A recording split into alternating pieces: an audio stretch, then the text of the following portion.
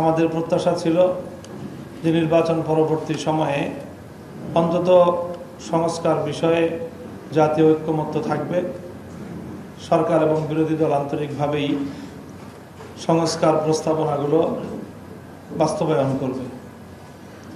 কিন্তু আমরা লক্ষ্য করছি যে 133টি অধ্যাদেশের মধ্যে জনগুরুত্বপূর্ণ নীতি নির্ধারণী এবং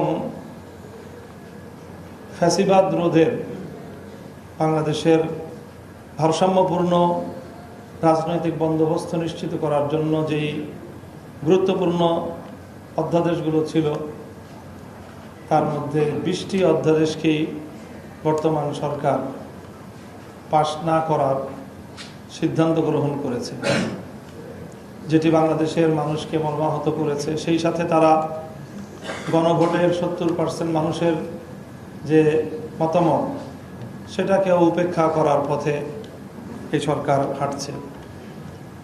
দায়িত্বশীল বিরোধী দল হিসেবে 11 দলীয় ঐক্য এই পরিস্থিতিতে তারা নীরব থাকতে পারে না। এই জন্য আমরা জাতীয় সংসদে আমাদের সংসদ সদস্যবৃন্দ অব্যাহতভাবে সংস্কার বাস্তবায়ন করার জন্য, বিশেষ করে অন্তর্বর্তীকালীন সরকারের আমলে ঐক্যমত্য কমিশনে যে সকল প্রস্তাবনাগুলো গৃহীত হয়েছে এবং সেই আলোকিত জুলাই সনদ হয়েছে এবং যে সকল অধ্যাদেশগুলো জারি হয়েছে সেই সকল অধ্যাদেশগুলো আইনে পরিণত করার জন্য দাবি জানিয়ে আসছে।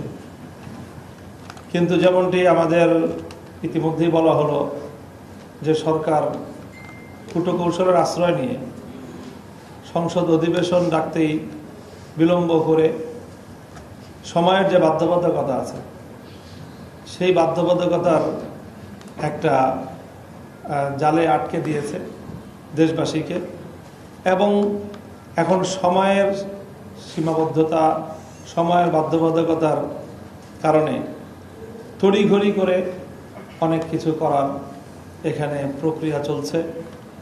আগামী 12ই এপ্রিল পঞ্জিকা দিবসের যে সংসদ অধিবেশনের 30 কর্মদিবস সমাপ্ত হওয়ার যে টাইম লাইন, সেটাকে কেন্দ্র করে এখন সকাল বিকাল এবং বন্ধের দিনেও সংসদ অধিবেশন পরিচালনা করার এই পথ অবলম্বন করতে হয়েছে।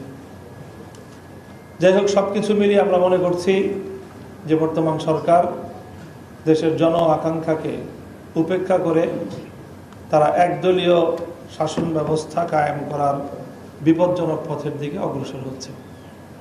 যেই ফ্যাসিবাদকে বাংলাদেশের মানুষ অনেক সংগ্রাম, অনেক রক্ত, অনেক লড়াই, অনেক জীবনের মাধ্যমে বিতাড়িত করেছিল, বর্তমান সরকারের কার্যক্রম আমাদেরকে আবার শঙ্কিত করে তুলছে যে তারা আবার ভিন্ন রূপে সেই ফ্যাসিবাদকেই বাংলাদেশে ফিরিয়ে আনতে চায়।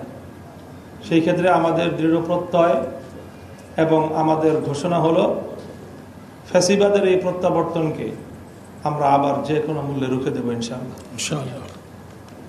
সেই লক্ষ্যে আমরা ধীরে ধীরে আমাদের এই আন্দোলনকে এবং আমাদের এই কথা আমরা জাতির কাছে উপস্থাপন করছি। আমরা গণভোটের রায় কার্যকর করার এই দাবি যে কোনো মূল্যে আদায় করবো ইনশাআল্লাহ।